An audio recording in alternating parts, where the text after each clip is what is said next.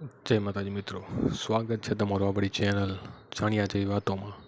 આજે આપણે વાત કરીશું સંત શિરોમણી શ્રી બજરંગદાસ બાપાના જન્મ વિશે. તેમનો જન્મ ક્યાં થયો, તેમને કઈ રીતે દીક્ષા લીધી અને કઈ રીતે બગદાણા આવી તેઓ બજરંગદાસ બાપા તરીકે ઓળખાયા. બજરંગદાસ બાપા દેશ દુનિયામાં ગુંજતું નામ એટલે બાપા સીતારામ બગદાણા ધામ, જ્યાં અન્નના ભંડાર ખૂટતા નથી, જ્યાંનો પ્રસાદ પ્રસાદ નહીં પણ જીવનરૂપી અમૃત ગણાય છે. એવા બગદાણા ધામના સંત બજરંગદાસ બાપાનો જન્મ ભાવનગરના અધેવાડામાં થયો. પિતા હીરદાસજી, માતા શિવકુંવરબા. 1906માં શિવકુંવરબા પિયર જતા હતા ત્યારે ઝાંઝરિયા હનુમાન પાસે પહોંચતા પ્રસૂતિ પીડા થાય છે અને તેમને મંદિર પાસે ઝૂંપડીમાં લઈ ગયા. આરતીનો સમય થયો, ઝાલર નગારા વાગ્યા અને શિવકુંવરબાની કુખે બાપાનો જન્મ થયો. તેમનો પરિવાર રામાનંદી હોવાથી તેમનું નામ ભક્તિરામ રખાયું. બાપા બાળપણનો પ્રસંગ જાણીતો છે.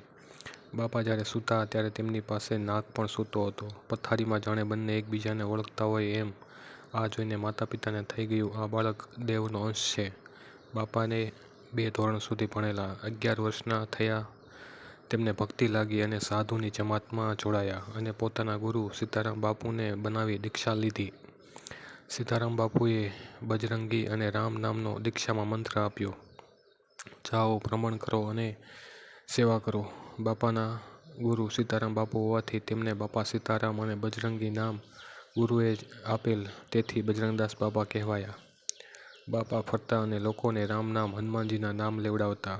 બાપા સીતારામ સીતારામ નામનું રટણ કરતા, માનવ સેવા કરતા, સૌરાષ્ટ્ર તરફ ભ્રમણ કરતા. તેઓ વલભીપુર, ઢસા, અમરેલી, વાળુકોડ અને છેલ્લે બગદાણામાં સ્થાયી થયા અને બગદાણામાં આશ્રમ સ્થાપ્યો.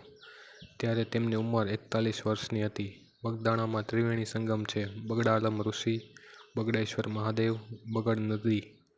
આ બાપાને ખૂબ જ ગમ્યું અને ત્યાં કાયમી નિવાસ કર્યો. ત્યાં અન્ન ક્ષેત્ર ચાલુ કર્યું. બાપાનો રાષ્ટ્રપ્રેમ પણ જાણીતો છે. 1962-65-71ના યુદ્ધમાં બાપાએ આશ્રમની વસ્તુની હરાજી કરાવી અને યુદ્ધમાં સહાય મોકલી હતી. આથી જ તેમને રાષ્ટ્રીય સંતનો હોદ્દો મળેલો. બાપાએ બગદાણામાં ઘણા પર્ચા આપેલા છે. બાપાએ 1957માં પોષ વદ ચોથના રોજ દેહ ત્યાગ કર્યો. બગદાણામાં જ કર્યો. જેણે બગદાણાને એક ઊંચા સ્થાન પર પહોંચાડ્યું છે. એવા બાપાના દર્શને આજ પણ હજારો માણસો આવે છે. બાપાની તિથિ ગુરુ પૂનમ ઉજવાય છે. રામ નામને સાર્થક કરી બતાવ્યું છે.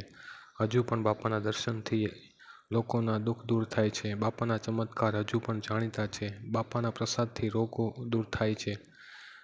આવા બાવળિયાના દર્શન જીવનમાં એકવાર જરૂરથી કરવા જોઈએ. અસ્તુ. જય માતાજી.